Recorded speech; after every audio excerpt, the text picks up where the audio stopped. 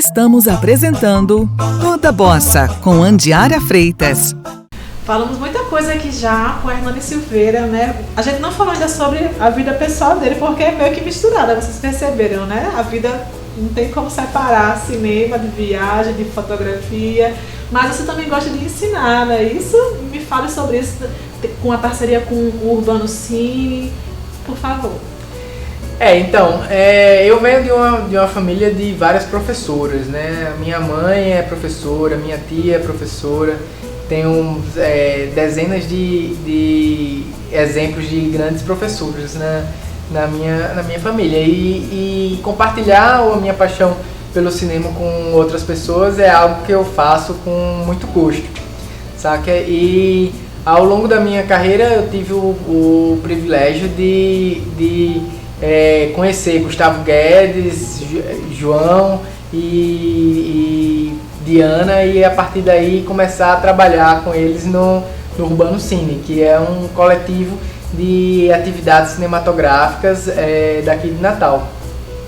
Na nossa última edição do Urbano Cine, nós tivemos o privilégio de ser financiados pela COSERN e pelo Grupo Neoenergia, e pudemos desenvolver atividades cinematográficas com diversos jovens com deficiência visual, jovens autistas, jovens de periferia, e a partir daí compartilhar com eles a nossa paixão pelo cinema. Eu sou muito privilegiado em poder compartilhar com essa galera o amor que eu tenho pelo cinema, ajudando, facilitando as oficinas enquanto professor de roteiro, de fotografia, produção.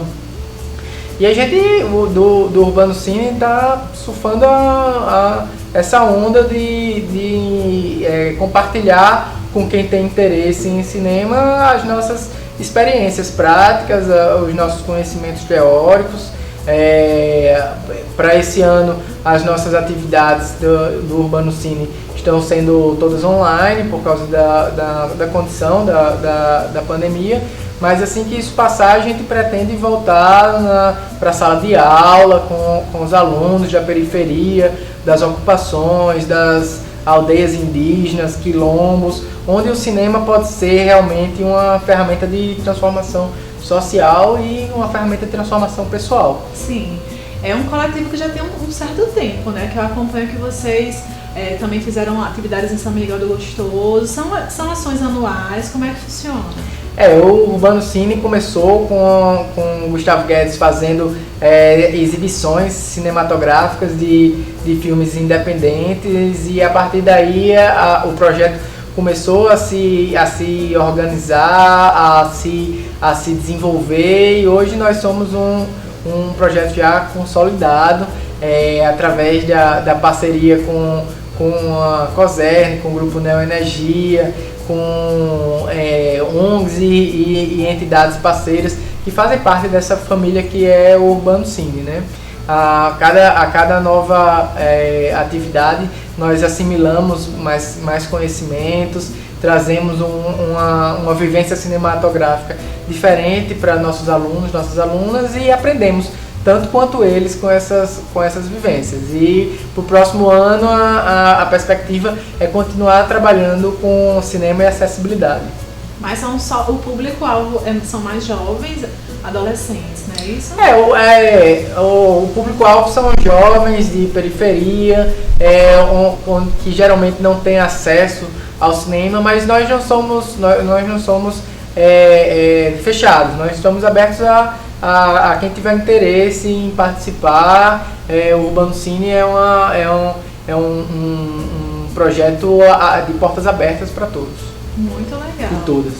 E tem inclusive um documentário, né? Isso que foi feito com os alunos. Isso, o documentário que nós produzimos chama-se O Cinema é um Encontro.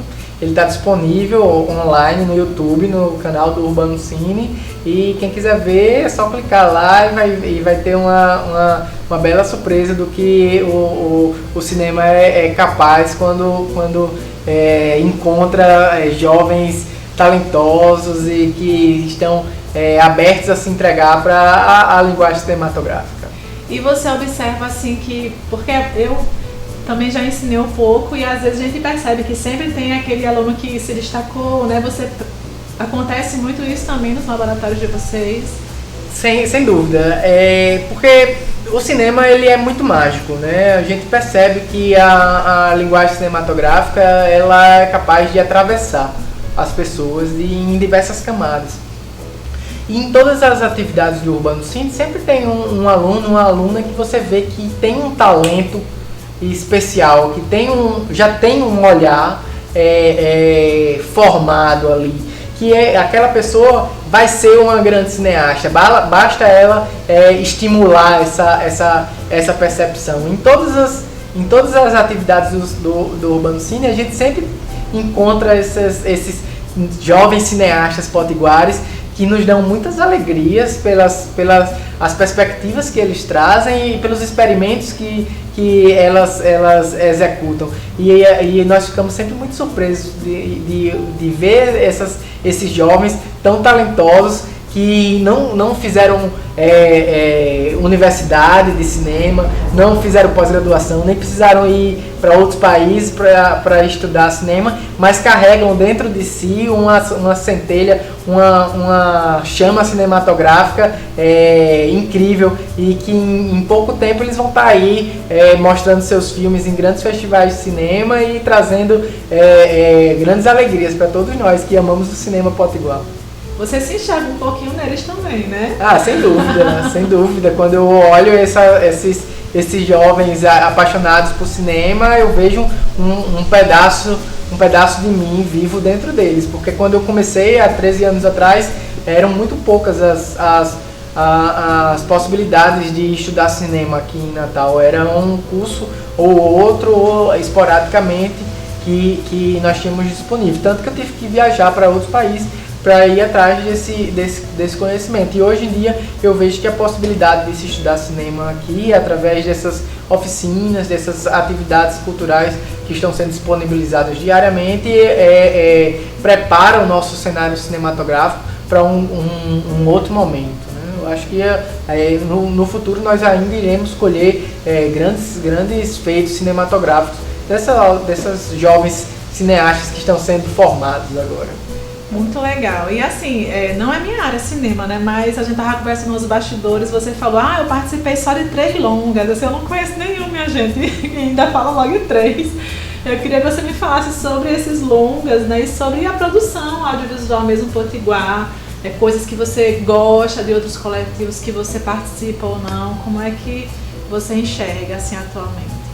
A minha experiência com longas-metragens foram os telefilmes que nós produzimos em Cantarias. Então, foi um processo muito, muito intenso, porque nós passamos semanas gravando, existia a necessidade de ser em uma equipe reduzida também, então nós viajamos pela Grande Natal, em centros espíritas, com nossas câmeras, registrando a fala dessas pessoas e levando em consideração que o material que nós estávamos produzindo ali seria exibido nacionalmente, e a responsabilidade que isso nos trazia era muito grande. Então, para mim e tanto para toda a nossa equipe, foi um grande aprendizado. Eu acho que depois dessa vivência com a produção desses telefilmes de longa-metragem, nós nos tornamos profissionais muito mais capacitados para encarar os conflitos do dia a dia da produção cinematográfica, que nós sabemos que são muito grandes, né? Aqui o cenário cinematográfico ele é muito ralado. A galera fala que a gente tira leite de pedra para poder produzir os nossos filmes pela falta de recursos, de políticas públicas. Todos os filmes que nós planejamos aqui, eles são grandes aventuras que nós nos colocamos, porque a gente sabe como vai começar, mas nem sempre sabe como vai terminar.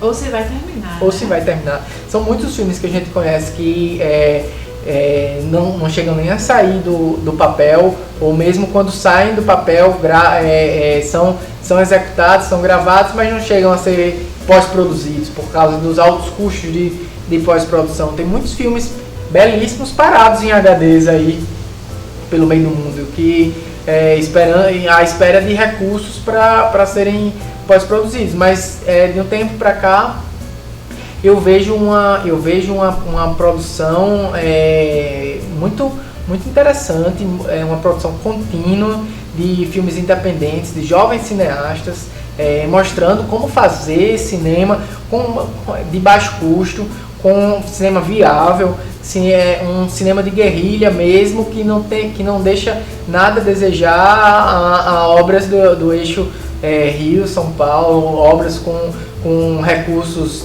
altos e que são filmes com alma, não são filmes de plástico. São filmes que carregam muitas vivências, muitas experiências, carregam as falas de pessoas muito profundas e que fazem parte da nossa cultura enquanto cineastas potiguares. Eu vejo também um trabalho belíssimo sendo construído através da galera da Cinemateca Potiguar, do Cine Poti, que fazem um trabalho de catalogação, de arquivamento dessa memória cinematográfica potiguar, e que deixa isso tudo disponível para que esses novos cineastas tenham acesso a essa nossa memória cinematográfica e possam beber das experiências de cineastas que vieram antes e que possam propor novas leituras da nossa memória e da nossa cultura como um todo. Muito legal. Você usa uma expressão que a gente usa também na música, que é de plástica. O que é cinema de plástica? Esse cinema de plástico, dentro do nosso coletivo, nós encaramos esses filmes que são feitos mais para ganhar um concurso, são filmes feitos para gerar recursos, que não tem realmente um valor ancestral, que trazem um conhecimento que precisa ser registrado, ser passado de geração em geração. São filmes que têm alma, filmes que nos ajudam a pensar a nossa relação, nos ajudam a pensar sobre nós mesmos e nos atravessam através da linguagem cinematográfica. Diferente desses filmes que tem que nós chamamos de filmes de plástico, são esses filmes que têm um objetivo econômico, monetário. Sim, sim. Que não é o cinema que nós queremos fazer. Aqui nós pretendemos produzir um cinema muito mais profundo. Um cinema que nos ajude a compreender a nossa relação na existência nesse planeta Terra. Muito bacana. E você também não faz só filmes com alma, né? Você também trabalha com propaganda, né? E aí eu queria que você me falasse esse seu outro lado. Então, eu me formei em comunicação social, em publicidade e propaganda, e desde o começo da minha experiência na faculdade, eu sempre estive dentro de produtores de vídeo, trabalhando com produção de comerciais para TV, documentários institucionais e trabalhos para grandes emissoras. É algo que me ajuda muito a perceber a linguagem cinematográfica e como ela pode ser utilizada em diversas camadas diferentes, saca? A relação com a publicidade, ela é muito conflituosa na minha percepção, porque nem sempre eu concordo com o que eu tenho que produzir. Sim. Isso gera noites de conflito na minha cabeça, mas é algo que eu preciso fazer para pagar meus boletos. A publicidade é uma ótima forma de pagar os boletos, mas não me ajuda muito a refletir sobre a minha condição de ser humano no planeta Terra. Mas dentro da relação com a publicidade eu fiz grandes amigos, aprendi muito sobre a relação da câmera com o set cinematográfico. Tive a oportunidade de trabalhar com equipamentos que eu nunca imaginei que iria poder trabalhar com eles, por serem equipamentos muito caros. Câmeras de 150 mil reais, refletores que custam 50 mil reais cada um, equipes de 120 pessoas, comerciais nacionais que foram exibidos no país todo, materiais para grandes players como HBO, Canal Brasil, TV Globo. A publicidade ela me ensinou muito a me portar dentro de um set cinematográfico e como desenvolver soluções rápidas para os conflitos que dentro de um set cinematográfico podem ocorrer. Podem ocorrer não, porque faz parte da natureza do set cinematográfico aparecer conflitos que você precisa solucionar em pouco tempo, levando em consideração que você sempre está jogando contra o tempo. Entendi. E dentro dessa perspectiva de trabalhar com publicidade e propaganda, você sempre tem que ter artimanhas, você sempre tem que ter um jogo de cintura para solucionar esses conflitos que aparecem num set cinematográfico. Por exemplo, você tem uma equipe de 120 pessoas em um set cinematográfico e de repente a van que estava trazendo os equipamentos fura um pneu. E você nunca trocou o pneu de uma van. E trocar o pneu de uma van não é como trocar o pneu de um Fusca, saca? Então são vivências que dentro da publicidade, por você estar trabalhando com um tempo muito curto e com uma responsabilidade muito grande, você acaba tendo que se propor a desenvolver soluções rápidas para todos os conflitos que aparecem. Então, dentro da minha carreira como cineasta, eu tenho que agradecer muito a publicidade e propaganda a essas frias que ela me colocou e que ela me ensinou a solucionar para que eu possa ter hoje em dia um set cinematográfico muito mais tranquilo, muito mais leve, porque eu já tive que empurrar van, desatolar trator, até um barco a gente já atolou no rio Potengi e empurramos o barco atolado no meio do rio Potengi. Foi uma experiência única na nossa carreira de produtores de conteúdo audiovisual. É que você lembra com carinho, né? Que você tá morrendo de rir aí, né? Muito legal. Pois é. Inesquecível. Foi inesquecível, porque no Rio Potengi tem uma área perto do Maruinha ali, de onde ficam parados os barcos, os pescadores, que é um areal. E na baixa maré, aquela área atola os barcos. E depois que o barco atola ali, ele só sai quando a maré enche, sabe? E a gente estava gravando um conteúdo publicitário dentro do barco, quando de repente o capitão disse: pessoal, o barco atolou. E quando a gente olhou para fora do barco, estava aquela areia em volta do barco. Eu disse: agora? Agora vamos tentar empurrar. Eu era o produtor de set, né, nesse job, tive que pular para dentro do rio Potengi, para o areal e empurrar o barco, só que não teve jeito, a gente empurrou de todo jeito, fiquei todo sujo de óleo. Oh, meu Deus. Pedro Medeiros e Jomar Dantas, que eram a equipe que estava comigo, olhava assim para dentro d'água para mim e disse: é selva, né? Hernando disse: meu amigo, tá vendo o que a gente não faz aqui? E a gente só tirou o barco quando a maré subiu. E foi uma experiência que eu compartilho com meus alunos, com minhas alunas, e que me ajudou a formar a minha percepção das aventuras que o audiovisual nos proporciona ao longo dessas diárias de gravação, que muitas vezes a gente sabe de que horas vai começar, mas nem sempre sabe quando vai terminar. Exatamente, é muito bacana, muito legal, né? Fico apaixonada com vocês comentando sobre essas coisas. E porque também muda de cidade para cidade, né? Acho que lá acho que é no Pará que tem uma hora que todo dia chove, né? Se fosse lá também tem que se preocupar com esses detalhes. Mas, Hernani, a gente tem que acabar, mas eu quero lhe agradecer demais a sua presença, né? Essa pessoa muito simpática, né? Muito competente, parabéns pelo seu trabalho.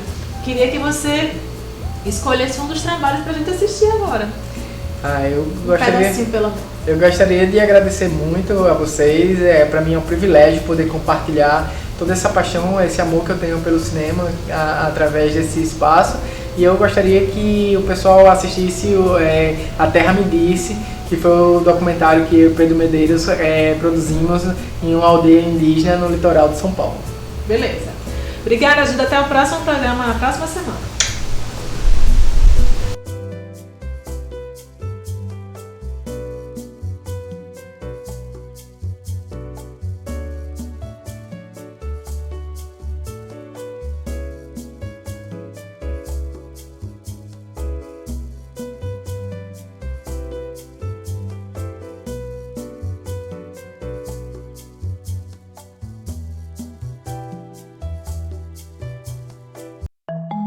Toda Bossa com Andiara Freitas, um programa dedicado à arte potiguar com exibição aos sábados na TV Metropolitano, do meio-dia à 13h. Programa Toda Bossa, mais arte em sua vida. Patrocínio Lei Aldir Blanc, Fundação José Augusto, Governo do RN, Secretaria Especial da Cultura, Ministério do Turismo e Governo Federal.